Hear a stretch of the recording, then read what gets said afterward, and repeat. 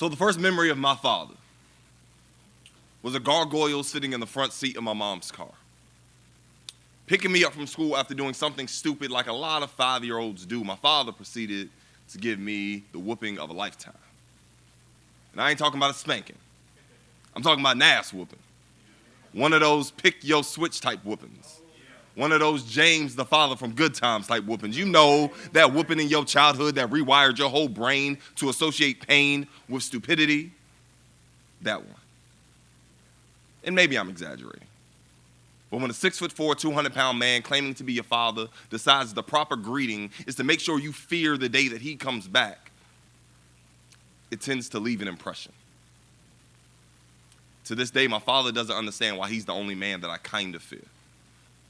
Why I still brace for impact every time we dap.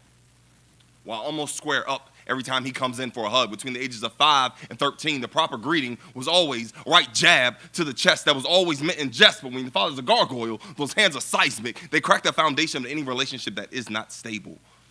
I was 18 the first time I lived with my father. We now look each other eye to eye, and I'm no longer scared. I'm only conscious of the beast that lies dormant.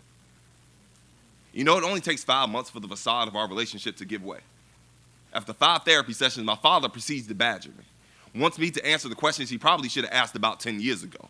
Wants to know why we aren't close. Wants to know why we don't talk. Wants to know why do my uncles get more love and respect than he does. Wants to know why do I call my mother every time I have a problem in his house. Like anything put under too much pressure, I snap. I say the words that forever fracture our fragile relationship. I say with all the power a broken boy from a broken home can muster. I say, I don't really know you. The look on his face was priceless. Do you have any idea how powerful you feel yelling at a mountain and it moves? How amazing it is to punch an immovable object and see it shatter.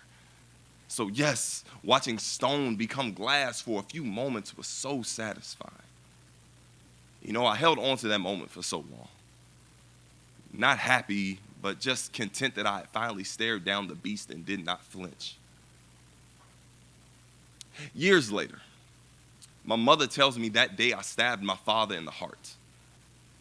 And I thought to myself, was that my way of checking if he had one? Or was it my poor attempt at masonry?